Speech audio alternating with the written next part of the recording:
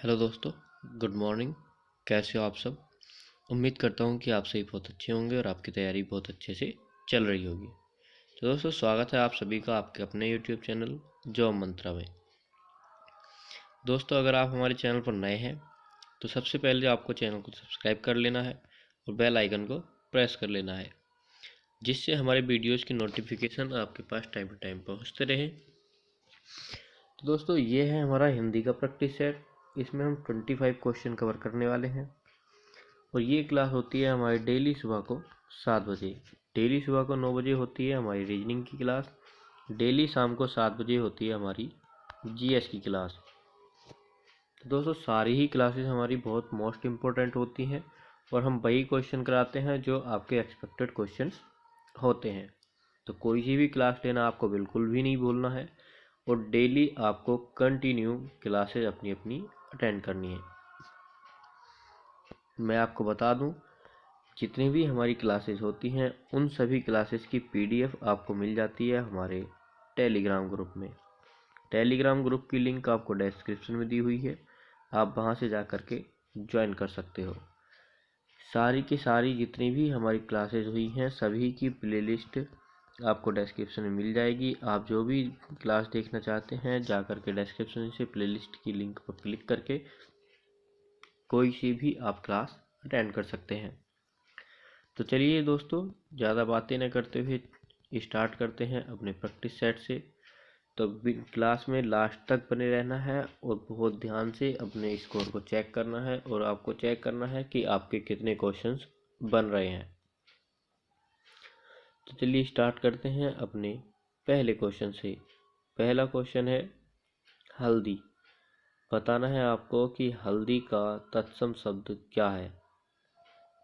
तो हल्दी का तत्सम हरदी होता है, हरिद्रा, हल्दी का या हरदरी का। तो देखिए, आप सभी को पता होगा कि हल्दी का तत्सम हरिद्रा होता है। तो ऑप्शन नंबर बी आपका बिल्कुल करेक्ट हो जाएगा। अगले क्वेश्चन की तरफ चलते हैं। तो अगला क्वेश्चन आता है कि जिन वाक्यों में एक उद्देश्य तथा एक ही विधेय होता है उसे कहते हैं। तो देखिए, वाक्य 3 प्रकार के होते हैं, सरल, संयुक्त और मिश्र। तो एकल का तो काम ही खत्म, एकल से हमको कोई लेना देना नहीं है। अब हमको इन 3 में से बताना है कि हमारा कौन सा ऑप्शन बिल्कुल करेक्ट होने वाला है। तो देखिए, जब बात की जाए एक ही उद्देश्य हो और एक ही विधेय हो तो वो हो जाता है आपका बिल्कुल सरल वाक्य। इसको आप लोग साधारण वाक्य भी बोलते हो, कहीं कहीं आपको साधारण वाक्य भी देखने को मिल जाएगा, तो कंफ्यूज बिल्कुल नहीं होना है। सरल वाक्य या साधारण वाक्य दोनों एक ही बात होती है। अगला क्वेश्चन आता है हमारा, चरण कमल बंदव हरिराई कौन सा अलंकार है। अब देखिए, आप लोगों ने बोला था कि सर अलंकार करा दीजिए, अलंकार में बहुत ज़्यादा कन्फ्यूज़न हो रहा है। तो मैंने अलंकार वाली वीडियो आपको प्रोवाइड करा दी थी और अलंकार 6-7 बुक्स को लेकर के और जो मेरे हैंड रिटन नोट्स थे उनको लेकर के आपके लिए जो मटेरियल तैयार किया गया था, और वो मटेरियल इस तरह से तैयार किया गया जिससे लैंग्वेज कन्वर्ट करके आपको आसानी से समझ आ जाए और आप उसको कभी भी ना भूलो। और प्रत्येक अलंकार के साथ 2 से 3, किसी किसी में 5 एग्जाम्पल दे करके भी आपको समझाए हैं। उसके बाद आपको एक प्रैक्टिस सेट लगवाया था अलंकार से ही। तो देखिए, सारे के सारे अलंकार, जो भी अलंकार मोस्ट इम्पोर्टेंट है जो पूछे जाते हैं, सारे के सारे मैंने आपके लिए कवर करा दिए थे, क्योंकि आप लोगों को भी पता है कि अलंकार इतने ज़्यादा नहीं पूछे जाते, घूम फिर के वही बार बार पूछ लिए जाते हैं। तो आप समझ सकते हो कि कितनी इम्पोर्टेंट क्लास आपके लिए होने वाली है। इस तरह से अलंकार आपको समझाए हैं कि आपको क्लास में ही याद हो जाएंगे। नीचे लिंक दी हुई है डिस्क्रिप्शन में हिंदी टॉपिक वाइज, वहाँ से जा कर के आप उसको देख सकते हो। तो अगर आपने वह वीडियो देखी है तो आपने फटाफट आंसर अपना लगा दिया होगा कि यहाँ पर है हमारा रूपक अलंकार, यानी कि ऑप्शन नंबर ए। तो मैंने वहाँ पर बताया था आपको। देखिए, यहाँ पर ध्यान दीजिए, चरण कमल, तो बात की जा रही है तुलना की, लेकिन तुलना सूचक शब्द नहीं दिया गया और चरणों को कमल मान लिया गया है। ना कि आपसे इस तरह से नहीं कहा गया कि कमल से चरण। अगर होता कमल से नयन नयन या चरण तब होता आपका उपमा अलंकार। जब तुलना की जाए और तुलना सूचक शब्द भी दिया जाए वहाँ पर उपमा अलंकार होता है, क्योंकि वहाँ पर उपमा दी जाती है। और जहाँ पूरा पूरा मान लिया जाता है जैसे चरण कमल, तो वहाँ पर होता है आपका रूपक अलंकार। अतिशयोक्ति में जहाँ पर बात बढ़ा चढ़ा कर की जाए, और श्लेष का मैंने आपको अर्थ बताया था कि श्लेष का अर्थ ही चिपका हुआ होता है। तो सारे के सारे आपको अलंकार बहुत अच्छे समझाए थे, तो जाकर के क्लास देख लेनी है और ज़रूर से ज़रूर देख लेनी है। बहुत इम्पोर्टेंट क्लास होने वाली है दोस्तों आपके लिए। आप देखोगे कि आपके एग्ज़ाम में वो कितनी हेल्पफुल साबित होने वाली है। तो यहाँ पर आपका राइट आंसर ऑप्शन ए हो गया। चलते हैं अगले क्वेश्चन की तरफ। तो अगला क्वेश्चन आ जाता है हमारा क्वेश्चन नंबर 4। तो बताना है क्वेश्चन नंबर 4 में दोस्तों कि शुद्ध वाक्य छांटिए, इनमें चारों में से कौन सा एक हमारा शुद्ध वाक्य है। ऑप्शन ए आ जाता है आज रविवार का दिन है। दूसरा, कल रविवार का दिन था। तो ये दोनों ही एक ही बात हो गई। आज रविवार का दिन है या कल रविवार का दिन था, तो दो तो हमारे बिल्कुल सही नहीं हो सकते, दोनों में ही गलती होगी। अब मैं बताऊंगा कि क्या गलती है, पहले अपना सही वाला देख लीजिए एक बार। सी ऑप्शन आ जाता है कि रविवार का दिन बहुत मज़ेदार होता है, और डी ऑप्शन आ जाता है कि रविवार को हम दिन में सिनेमा देखते हैं। अब देखिए यहाँ पर हमारा ऑप्शन नंबर डी बिल्कुल करेक्ट है।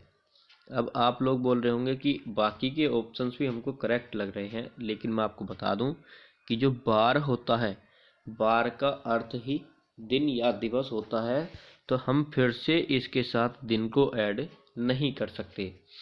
अगर आपको इसको सही करना है तो ये सही होगा कि आज रविवार है, कल रविवार था, रविवार बहुत मज़ेदार होता है।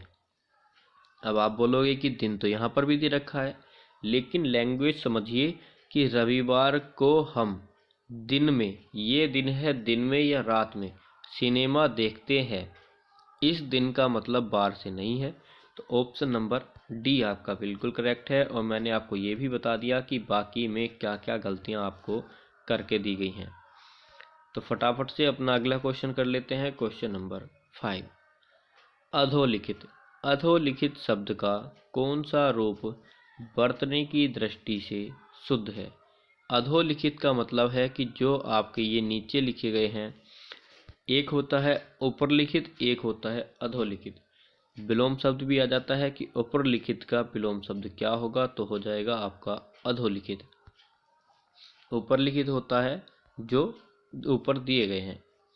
तो बताना है दोस्तों, वर्ड आपको समझ आ गया होगा कि कौन सा दिया गया है। और मैं आपको हमेशा से ही बताता आ रहा हूँ कि जब आपसे शुद्ध वर्तनी पूछी जाती है तब आपको समझ जाना है, फटाक से एकदम से देख लेना है कि कौन सा वर्ड है, कि क्या चारों हमारे ऑप्शंस अलग अलग शब्द के हैं या हमारे एक ही शब्द के चार ऑप्शंस करके दिए गए हैं। तो यहाँ पर आपको एक ही शब्द के चार ऑप्शन में डिवाइड करके दिया गया है। अब आपसे पूछा गया है कि इन चारों में से सबसे सही वाला कौन सा है, तो दिया गया है आपको परमात्मा। तो सबसे पहले आपको खुद से लिख लेना है कि परमात्मा कैसे लिखा जाता है। तो देखिए परमात्मा, ये रहा परम प्लस के आत्मा, यहाँ पर आपकी संधि हो जाएगी परम प्लस के आत्मा, और आपसे संधि का नाम पूछ लिया जाए तो परम यानी कि ए और आत्मा प्लस के आ, और ए प्लस आ बराबर हो जाते हैं आपके आ, तो ये हो जाती है आपकी दीर्घ संधि। तो देखिए संधि भी आपकी मैंने यहाँ से कवर करा दी, और वर्ड भी आप देख लोगे कि कौन से ऑप्शन में है। प्रेमात्मा बिल्कुल गलत, परमात्मा बिल्कुल सही, यहाँ भी परमात्मा और यहाँ भी प्रेमात्मा। तो ऑप्शन बी आपका बिल्कुल करेक्ट हो जाएगा। अगला क्वेश्चन आता है क्वेश्चन नंबर 6।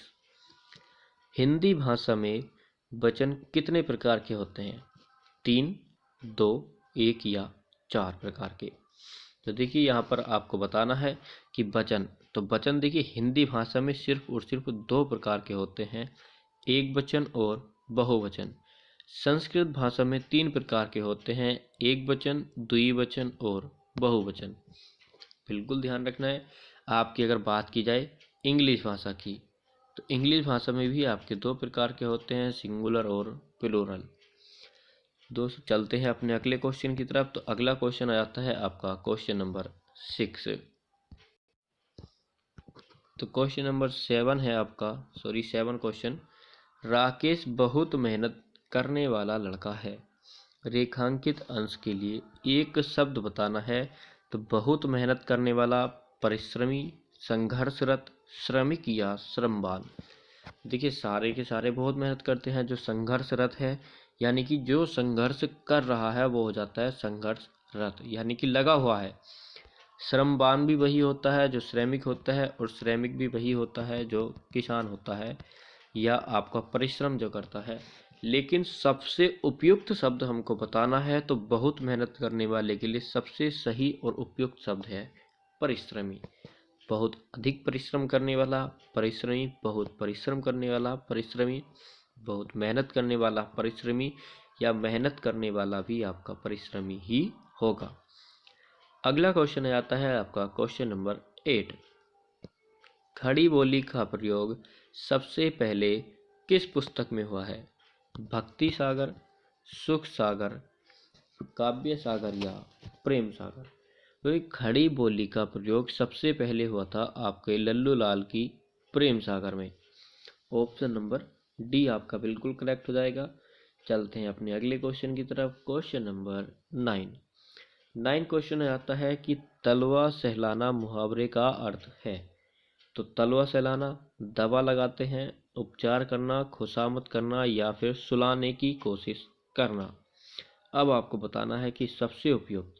देखिए तलवे चाटना या तलवे सहलाना दोनों के ही बात होती है खुशामद करना। ऑप्शन नंबर सी आपका बिल्कुल करेक्ट हो जाएगा। खुशामद करने का अर्थ होता है किसी की चापलूसी करना।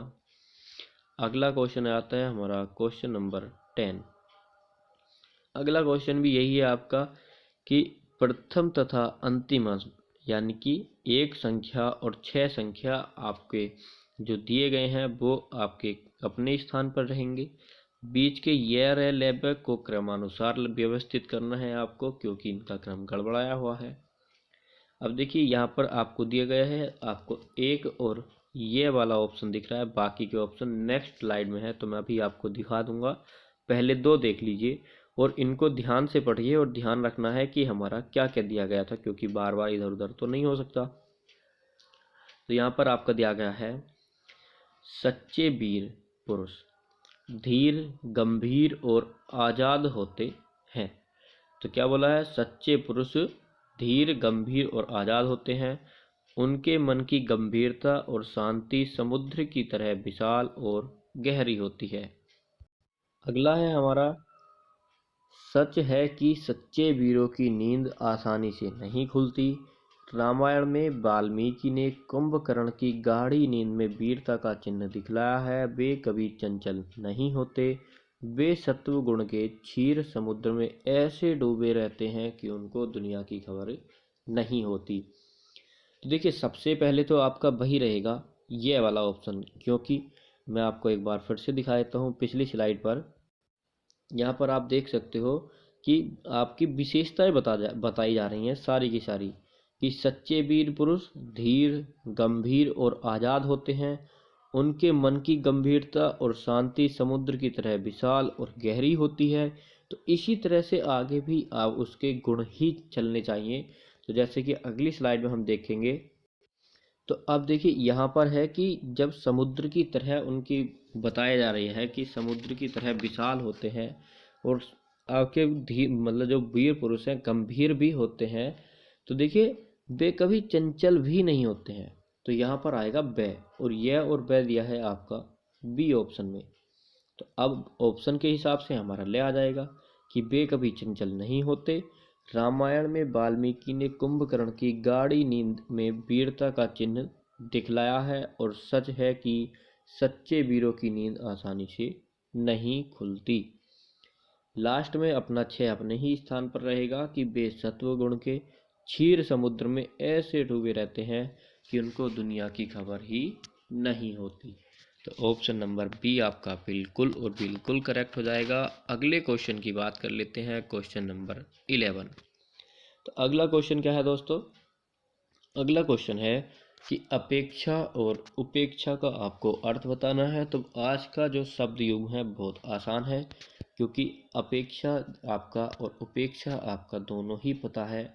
अपेक्षा अगर पहले है तो आप पहले आपको अपेक्षा ही बताना है और बाद में आपको उपेक्षा का बताना है। तो सबसे पहले आ जाता है आपका अपेक्षा का ग्रहण, निकट, तिरस्कार या आशा। तो किसी से अपेक्षा करना, तो आपको समझ आ गया होगा कि हमारा कौन सा राइट होने वाला है। तो अभी तक तो हमारा डी बिल्कुल करेक्ट है। उपेक्षा का और देख लेते हैं। तो उपेक्षा त्याग होता है, दूर होता है, आशा या तिरस्कार। तो देखिए उपेक्षा होती है किसी का तिरस्कार करना, यानी कि अपमान करना।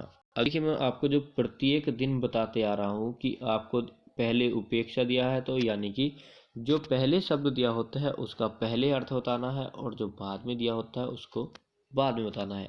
आज उस आपको ये पॉइंट समझ आएगा कि मैं आपको क्यों समझाता था। अब देखिए गौर कीजिए अपने ऑप्शन सी पर और ऑप्शन नंबर डी पर। आशा, आशा, तिरस्कार, तिरस्कार। गलत वाला ऑप्शन सही ऑप्शन से पहले दिया है, क्योंकि एग्जामिनर जानता है कि जब आप देखोगे तो पहले ए, फिर बी, फिर सी और उसके बाद डी पर पहुंचोगे। और आपने पढ़ लिया कि अपेक्षा उपेक्षा पूछा गया है। अब आपके दिमाग में तो रहेगा कि दो शब्द हैं, एक अपेक्षा एक उपेक्षा। लेकिन जैसे ही आप इसको पढ़ोगे तिरस्कार और आशा, आप भूल जाओगे कि पहले अपेक्षा था या उपेक्षा। तो आपको बहुत ही ध्यान से पहले एक देख करके करना है, फिर दूसरा देख करके। आप ऑप्शन सी टिक कर दोगे, जबकि ऑप्शन डी बिल्कुल करेक्ट होगा और आप सोचोगे कि क्या गलती हमारी हुई है। तो गलती आपकी यही हुई है कि आपको अगर पहले अपेक्षा पूछा गया है तो पहले अपेक्षा, ये बाद में दिया गया है, ये इस तरह से दिया गया है, ऐसे नहीं बताना है, ऐसे ही बताना है। और बाद में उपेक्षा तो उपेक्षा का तिरस्कार। अगले क्वेश्चन पर चलते हैं। इस पर काफ़ी चर्चा हो गई, उम्मीद करता हूँ कि आप अच्छे से समझ गए होंगे। समझाना भी ज़रूरी है ताकि आप अपने एग्ज़ाम में गलती ना करो। देखिए दोस्तों, हम प्रैक्टिस के साथ साथ अपने कंसेप्ट और उसके साथ साथ हमको एग्ज़ाम में कैसे अटेम्प्ट करना है अपने क्वेश्चन को, सारी चीज़ें सीखते हुए चलते हैं। कुछ लोग हैं अलग से वीडियो देखते हैं। एक तो वीडियोज आती हैं कि तुक्का कैसे लगाएं, ये आता है। दूसरी वीडियो देखती हैं कि अपना स्कोर सही कैसे अटेम्प्ट करें, स्कोर इंक्रीज कैसे करें, तैयारी कैसे करें, ये सारी चीज़ें देखते हैं। मोटिवेशनल वीडियो देखिए कुछ नहीं होता है। अगर आपको वाकई में मोटिवेशन चाहिए, अगर आप डेली चाहते हो कि हमको एक मोटिवेशन चाहिए और मोटिवेट रहना है, डेली सुबह उठिए, अपनी मॉम डैड की आंखों में आंखें डाल करके एक बार उनको देख लीजिए। जो भी उनकी आशाएं आपसे जुड़ी हुई हैं, बस वही आपके लिए, उससे बेहतर आपके लिए कोई मोटिवेशन नहीं हो सकता। अगर आपको ये मोटिवेशन पसंद आया हो कि हाँ ये मोटिवेशन वाकई में बहुत अच्छा है सर, तो कमेंट बॉक्स में ज़रूर बताना कि आप बताना कि आज के बाद आपको मोटिवेशन वीडियोस देखने की ज़रूरत पड़ेगी या नहीं पड़ेगी। अगला क्वेश्चन आता है, निम्नांकित शब्दों में से सरस्वती का पर्यायवाची शब्द। पर्यायवाची शब्द भी आपको पता है, मैं आपको करा चुका हूँ। 200 क्वेश्चन आपको पर्यायवाची शब्द के कराए थे और क्वेश्चन के थ्रू आपको प्रैक्टिस कराई थी। और एक एक क्लास में हमारे 50 क्वेश्चन हुए थे और एक क्वेश्चन के साथ साथ मैंने 10-10 पर्यायवाची आपको एक्स्ट्रा बताए थे। अब हमारी 550 मल्टीप्लाई 4 यानी कि 200। तो क्या मतलब हुआ कि 4 क्लासेस में हमने कवर किए थे 200 के 200 क्वेश्चन। लिंक डिस्क्रिप्शन में है, जाओ क्लिक करो और देख लो। बहुत इंपॉर्टेंट है, मान लीजिए मेरी बात को, बहुत ज़्यादा इंपॉर्टेंट है। सारे पर्यायवाची शब्द कवर करा दिए हैं। पर्यायवाची शब्द अगर आपके एग्जाम में आता है तो वहीं से आपको देखने को मिल जाएगा। आपने पर्यायवाची शब्द अगर पढ़ भी रखे हैं, हालांकि पढ़ रखे होंगे, तो कम से कम अपनी प्रैक्टिस तो आपको पता चल जाएगी कि हमारी कितनी प्रैक्टिस है, क्योंकि मैंने क्वेश्चन के थ्रू ही कराए थे प्रैक्टिस सेट में। तो देखिए यही मेरा मेन मोटिव होता है कि मैं आपको क्वेश्चन के थ्रू जो तैयारी कराता हूँ, अगर आपकी जो तैयारी है भी वो भी आपकी कवर हो जाती है और आपको अपनी तैयारी का आंकलन भी हो जाता है कि हमारी तैयारी कैसी है। बताना है कि सरस्वती का पर्यायवाची शब्द क्या है। पद्मा, गिरा, शैलजा या अर्कजा। तो फटाफट से अपना आंसर कर दीजिए। तो यहाँ पर हो जाएगा आपका ऑप्शन नंबर बी, गिरा। पद्मा, शैलजा, अर्कजा, ये सब आपको मैं उसी वीडियो में बता चुका हूँ। अगले क्वेश्चन पर चलते हैं। यहाँ पर मैं चाहता तो बाकी के ऑप्शन भी डिफाइन कर देता, लेकिन आज मैं इस क्वेश्चन को डिफाइन नहीं करूँगा, क्योंकि देखना है कि क्या ये जो कोई वर्ड दिए गए हैं क्या ये मैंने आपको उस वीडियो में कवर कराए हैं या नहीं। तो आप जा कर के देख लीजिए क्या ये वर्ड उसमें मिलेंगे या नहीं। अगला क्वेश्चन है क्वेश्चन नंबर 13 की शीला तभी नाचेगी जब उसे पूरे पैसे मिलेंगे। जब शीला पैसों के लिए नाचती है तो भाई पूरा पेमेंट करना होगा, वो तभी नाचेगी। तो चलिए बताना है कि इस वाक्य में रेखांकित शब्द की रचना हुई है। तभी तभी की रचना किन किन शब्दों से मिलकर हुई है? तब प्लस के भी, तब प्लस के ही, तब प्लस के ई या तब प्लस के ई। अब जैसे ही आप तभी बोलते हो तो आपको कहीं ना कहीं दिखाई देता है तब प्लस के ही। तो कौन सा आपका ऑप्शन करेक्ट होगा दोस्तों? तो बी वाले जितने भी हैं सारे के सारे बच्चे करेक्ट आंसर वाले हैं, तभी तब प्लस के ही। अगला आ जाता है 14 क्वेश्चन, गवैया। बताना है कि किस प्रत्यय का शब्द रूप है। तो गवैया कर्त प्रत्यय, कर्मवाचक कृत प्रत्यय, करणवाचक कृत प्रत्यय या फिर भाववाचक कृत प्रत्यय। तो 14 का आपका राइट आंसर होने वाला है कर्मवाचक कृत प्रत्यय। चलते हैं अगले क्वेश्चन की तरफ। उपसर्ग प्रत्यय भी आपको कराए हैं वो भी बहुत अच्छे से, लिंक डिस्क्रिप्शन में है, हिंदी टॉपिक वाइज जाओ ओपन करो और देख लो। अगला क्वेश्चन है 15 से 16 तक आपको बताना है विलोम शब्द। अब देखिए बात अगर हम विलोम शब्द की करें तो विलोम शब्द में आपको बहुत ज़्यादा कन्फ्यूजन रहता है। कभी कभी आपको ऐसा लगता है कि ऑप्शन ये वाला भी सही है और ये वाला भी सही है, अब हम कौन सा टिक करें, और अक्सर आपके गलत हो जाते हैं। तो देखिए मैंने विलोम शब्द के भी 200 क्वेश्चन आपकी डिमांड पर करा दिए थे, और सारे के सारे ऐसे हैं कि कंफ्यूजिंग वाले। 50 में से आपका 40 स्कोर अगर उसमें आता है, 40 भी स्कोर अगर आपको आ जाता है विलोम शब्द में जिनको आप बहुत ही आसान समझते हो, तब भी आपका स्कोर दोस्तों अच्छा आएगा, क्योंकि वे क्वेश्चन ईजी भी हैं, मॉडरेट भी हैं और आपके टफ क्वेश्चन भी हैं। तो जा कर के चेक कर लीजिए एक बार अपनी तैयारी को। अगले क्वेश्चन की बात करते हैं हम 15 क्वेश्चन। यौवन। यौवन का जरा होगा विलोम शब्द पराजय, मृत्यु या जीत। तो फटाफट से बताइए कि राइट आंसर क्या होगा। तो यौवन का विलोम शब्द जरा ही हो जाएगा। जय का पराजय होता है, जीवन का मृत्यु होता है, हार का जीत होता है। तो ये सारे खत्म, बचा ऑप्शन ए। तो इस तरह से भी आप ऑप्शन को एलिमिनेट कर सकते हो। यथार्थ का बताना है कि यथार्थ का विलोम क्या होता है। उड़ान, कल्पना, स्वप्न या विचार। तो फटाफट से अपना आंसर कर दीजिए कि हमारा ऑप्शन नंबर बी बिल्कुल करेक्ट होगा, क्योंकि यथार्थ होता है कि वास्तव में, यानी कि बिल्कुल सही और सटीक, और कल्पना होती है एक हमारी सोच, हमारा एक विचार, हमारा एक सपने के अंदर वाली जो हम देखते हैं, स्वप्न में जो देखते हैं वो हमारी कल्पना होती है। उड़ान बिल्कुल अलग है। तो उपयुक्त बताना होता है हमको कि सही विलोम शब्द, तो ये हो जाएगा कल्पना। अगला क्वेश्चन आता है क्वेश्चन नंबर 17।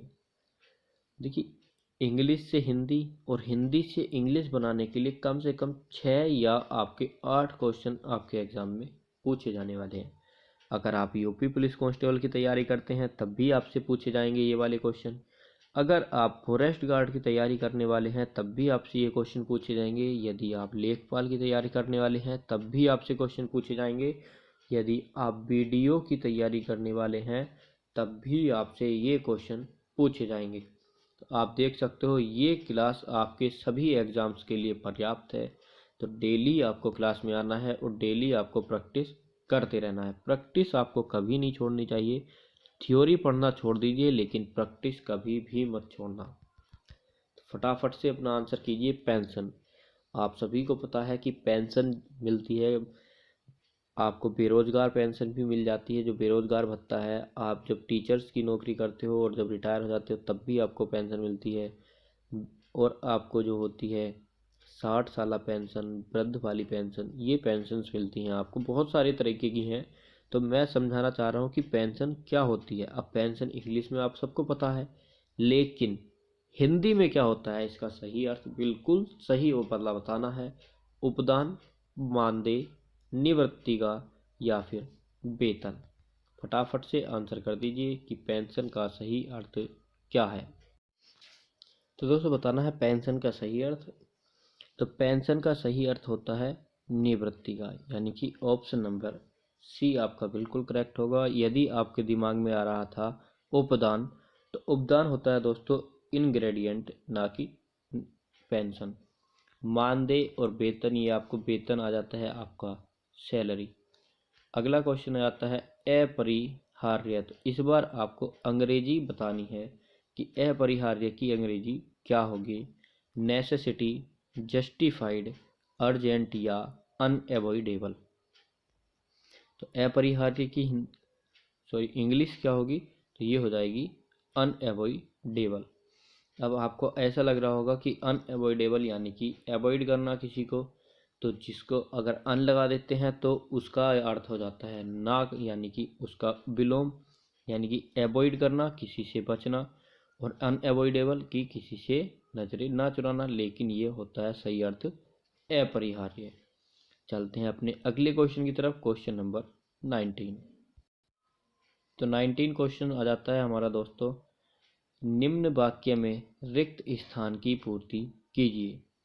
जीवन में अपने परिश्रम में सफलता का पसीना न पाकर हताश लोग सस्ते मनोरंजन में सांत्वना खोजते हैं। या सफलता का मोल, सफलता का बोध या सफलता का परिणाम। तो यहाँ पर जो आपका राइट आंसर होने वाला है वो हो जाएगा सफलता का परिणाम, यानी कि जीवन में अपने परिश्रम की सफलता का परिणाम न पाकर हताश लोग सस्ते मनोरंजन में सांत्वना खोजता है। देखिए परिश्रम का कोई मोल नहीं होता, परिश्रम का होता है परिणाम। आपको बी ऑप्शन सही लग रहा होगा, लेकिन डी ऑप्शन बिल्कुल उपयुक्त होगा, क्योंकि मोल यानी कि कीमत और परिश्रम जो आपका परिश्रम है, जीवन के जो आपका परिश्रम है उसकी सफलता की कोई कीमत नहीं हो सकती, उसका सिर्फ आपको मिलेगा परिणाम। और जो कहते हैं ना कि जो मेहनत करता है उसको उसका फल अवश्य मिलता है। तो आप परिश्रम करते रहिए, आप कहीं ना कहीं उसका परिणाम अवश्य पाएंगे। अगला क्वेश्चन आ जाता है क्वेश्चन नंबर 20। हिंदी भाषा का उद्भव हुआ है ब्राह्मण अपभ्रंश से, पैचासी अपभ्रंश, पैसाची, मागधी या फिर शौरसेनी। तो देखिए आपको बहुत अच्छे से पता है कि हमारी जो हिंदी भाषा है उसका उद्भव कहाँ से हुआ है। तो दोस्तों जैसा कि आपको पता है कि पहले थी हमारी वैदिक संस्कृत, उसके बाद आई लौकिक संस्कृत, पाली, प्राकृत, अपभ्रंश, फिर पूर्वी हिंदी और फिर पश्चिमी हिंदी। तो ये हुआ है अपभ्रंश से, लेकिन बताना है कौन से अपभ्रंश से। तो दोस्तों ये आपका शौरसेनी अपभ्रंश आता है, यानी कि ऑप्शन नंबर डी। अगला क्वेश्चन आता है हमारा क्वेश्चन नंबर 21। अरे यायावर रहेगा याद किस विधा की रचना है। कोई काव्य है ये, यात्रा वृत्तांत, जीवनी या फिर डायरी। मैंने आपसे पिछले प्रैक्टिस सेट में भी बताया था कि आपको विधा भी याद करनी है, कि उपन्यास है, काव्य है, जीवनी है, इस तरह से। तो अब आपको बताना है कि अरे यायावर रहेगा याद किस विधा की रचना है। तो ये दोस्तों अरे यायावर रहेगा याद किस विधा की रचना है और किसकी रचना है, दोनों बातें देखिए ये हो जाएगा आपका। मैं आपको बता दूं क्वेश्चन नंबर 21 का right answer option number B, यात्रा वृत्तांत। और बात की जाए कि किसकी रचना है, तो आपको पता है कि बहुत अच्छे से अज्ञे जी। और अज्ञे जी का पूरा नाम सच्चिदानंद हीरानंद बादशायन अज्ञे। और आपको पता है जब मैंने आपको रचनाएं कराई थी, तो रचनाओं में मैंने आपको वहाँ रिलेट करके पढ़ाई थी। आप उसको ट्रिक भी बोल सकते हो, स्टोरी भी बोल सकते हो। वो मैंने एक्स्ट्रा कोई वर्ड का यूज नहीं किया, सिर्फ और सिर्फ रचनाओं का ही प्रयोग करके आपको समझाया था। तो आपको रचना वाली वीडियो देख लेनी है, वो भी आपको डिस्क्रिप्शन में लिंक दी है, वहाँ पर मिल जाएगी। और मैं क्लास में ही आपको बहुत सारी रचनाएं याद करा दी थी। अभी एक ही पार्ट हुआ है, नेक्स्ट पार्ट उसका आना अभी बाकी है। बताना है कि संवेदनात्मक ज्ञान और संवेदनात्मक संवेदन सूत्र के प्रयोक्ता हैं। तो संवेदनात्मक ज्ञान और संवेदनात्मक संवेदन ये एक सूत्र है, और किसका है? रमेश कुंतल मेघ, विजय देवनारायण शाही, गजानन माधव मुक्तिबोध या मनोहर श्याम जोशी। तो क्वेश्चन नंबर 22 का राइट आंसर गजानन माधव मुक्तिबोध। इस तरह के क्वेश्चन को आपको नोट कर लेना है, आपके एग्जाम में आपसे पूछ लिया जाएगा और ये क्वेश्चन आपको कहीं भी नहीं मिलेंगे। अगला क्वेश्चन है कि शुद्ध वर्तनी वाला शब्द। तो शब्द पूछा गया है शुश्रूषा, और सबसे पहले आपको लिख करके देख लेना है शुश्रूषा। तो ऑप्शन ए ही आपका करेक्ट है। इस वाले शुश्रूषा में छोटा सा दिया है, इस वाले में मात्राएं गलत हैं, और इसमें दिया है शुश्रूषा। ऑप्शन ए ही आपका करेक्ट होगा। अगला शब्द विवर्तनी शुद्धि से है अतिशयोक्ति, अतिशयोक्ति, अतिशयोक्ति या अतिशयोक्ति। तो शुद्ध वर्तनी कौन सी होगी? तो यहाँ पर आपका ऑप्शन नंबर बी। बड़ा वाला से पूरा से बनेगा ना कि आधा, और तय पे मात्रा लगेगी छोटी की ना कि बड़ी की। तो अतिशयोक्ति कौन सा करेक्ट है? ऑप्शन बी वाला। अब आपको बताना है दोस्तों कि निम्नलिखित कृत्यों तथा कृतिकारों का सुमेलित कीजिए। अब सही है। अब बताना है कि ईश्वर की अध्यक्षता में किसकी है। यहाँ पर 5 दिए गए हैं और यहाँ पर 4 कृति, एक इनमें एक्स्ट्रा है। तो फटाफट से बताना है कि अबूतर कबूतर किसकी है, आत्महत्या के विरुद्ध और जल साधर। देखिए यहाँ पर आपका राइट आंसर हो जाएगा ईश्वर की अध्यक्षता में लीलाधर जंगुड़ी। अब ये 1 मिनट रुकिए, हाँ अब बताइए। ईश्वर की अध्यक्षता में लीलाधर जंगुड़ी, दूसरा आ जाता है अबूतर कबूतर, तो ये आ जाएगी आपकी उदय प्रकाश की। तीसरा आ जाता है आपका आत्महत्या के विरुद्ध, तो ये आ जाएगी रघुवर सहाय, और जल साधर आ जाती है आपकी श्रीकांत वर्मा। नागार्जुन रह जाते हैं आपके ऐसे ही। तो ये आपका ऑप्शन नंबर ए बिल्कुल करेक्ट हो जाएगा। एक बार और देख लीजिए, ईश्वर की अध्यक्षता में लीलाधर जंगुड़ी। देखिए ईश्वर है तो आप बोलते हो कि ईश्वर की लीला या महिमा को कौन जानता है, कोई नहीं जानता, तो ईश्वर से लीला आप याद रख सकते हो। उनकी अध्यक्षता में कौन था? जंगुड़ी नाम का एक व्यक्ति। कबूतर और कबूतर, देखिए जैसे ही सुबह सुबह होता है तो सुबह सुबह क्या होता है? प्रकार, और कबूतर और मुर्गे क्या करते हैं? गुटरगू। तो अबूतर को मुर्गे मान लीजिए और कबूतर हमारे गुटरगू करते हैं। तो अबूतर कबूतर उदय प्रकाश, यानी कि सुबह के प्रकाश के समय कबूतर उड़ते हैं या बोलते हैं। आत्महत्या के विरुद्ध, देखिए रघुवर जो हैं यानी कि रामचंद्र, वो हमारे आत्महत्या के विरुद्ध हैं, क्योंकि वो सबकी सहायता करते हैं, सभी के सहायक हैं। तो इसीलिए वो सभी से बोलते हैं कि आत्महत्या मत करो, मैं इसके विरोध में हूँ। कोई दिक्कत मुसीबत या परेशानी है तो मेरे पास आइए। तो इस तरह से आप इनको रिलेट करके भी याद रख सकते हो। आत्महत्या के विरुद्ध रघुवर सहाय। अब आ जाता है आपका जल साधर। जल साधर श्रीकांत वर्मा जी। तो लास्ट बची है, इसको आप कैसे भी रिलेट कर लेना, मैं कराऊंगा तो बहुत टाइम लगेगा। अब आप इन पर एक बार इनको ना ध्यान में न रखिए, इनको ऑप्शन को भूल जाइए कि हमारे ऑप्शंस क्या हैं, और एक बार इनको पढ़ के देखिए कि ईश्वर की अध्यक्षता। तो ईश्वर की अध्यक्षता से क्या याद करते हैं? यानी ईश्वर की लीला, तो यानी लीलाधर, और लीला में यानी कि ईश्वर की अध्यक्षता में कौन था? जंगुड़ी। तो ईश्वर की अध्यक्षता लीलाधर जंगुड़ी। अबूतर कबूतर, यानी कि जब सुबह होता है, सुबह क्या होता है? उदय, सूरज उदय होता है, और क्या होता है? प्रकाश, तो यानी कि उदय प्रकाश। आत्महत्या के विरुद्ध कौन थे? राम जी, यानी कि रघुवर, और वे क्या करते थे? सबकी सहायता, रघुवर सहाय। लास्ट आ जाता है जलधर, और जलधर था हमारा श्रीकांत वर्मा। तो देखा, हो गए ना आपको सारे के सारे याद। तो इसी तरह से मैं आपको बाकी की रचनाएं भी कराई हैं, इससे भी अच्छे तरीके से। ये तो कुछ ही ऑप्शन से एक एक व्यक्ति की बहुत बहुत सारी रचनाएं कराई थी, तो वहाँ पर बहुत आसान हो गई थी आपको रिलेट कराना। तो ये थे आज के आपके 25 क्वेश्चन। अगर क्लास आपको अच्छी लगी हो और पसंद आई हो तो वीडियो को लाइक करना, दोस्तों के साथ शेयर ज़रूर करना। आप लोग शेयर करने में कंजूसी करते हो। यदि आपने हमारे चैनल को सब्सक्राइब नहीं किया है तो सबसे पहले चैनल को सब्सक्राइब करना है, बेल आइकन को प्रेस कर लेना है, पीडीएफ के लिए टेलीग्राम ग्रुप को ज्वाइन कर लेना है, लिंक डिस्क्रिप्शन दी हुई है। फॉरेस्ट गार्ड वालों के लिए व्हाट्सएप ग्रुप बना हुआ है, लिंक डिस्क्रिप्शन में है। हमारा सेकंड चैनल है ट्रिक वाला, उसकी लिंक भी आपको डिस्क्रिप्शन में मिल जाएगी, ओनली ऑन ट्रिक्स। और दोस्तों सबसे इम्पोर्टेंट बात, ये जो है हमारा टेलीग्राम ग्रुप, उसको ज़रूर ज्वाइन कर लीजिए। वहाँ पर आपको करंट अफेयर इत्यादि रिलेटेड अपडेट्स मिलते रहते हैं। तो चलिए दोस्तों, आज की वीडियो यहीं तक रखते हैं। वीडियो को लाइक कीजिए, शेयर कीजिए और हमारे चैनल को सब्सक्राइब जरूर कर लीजिए।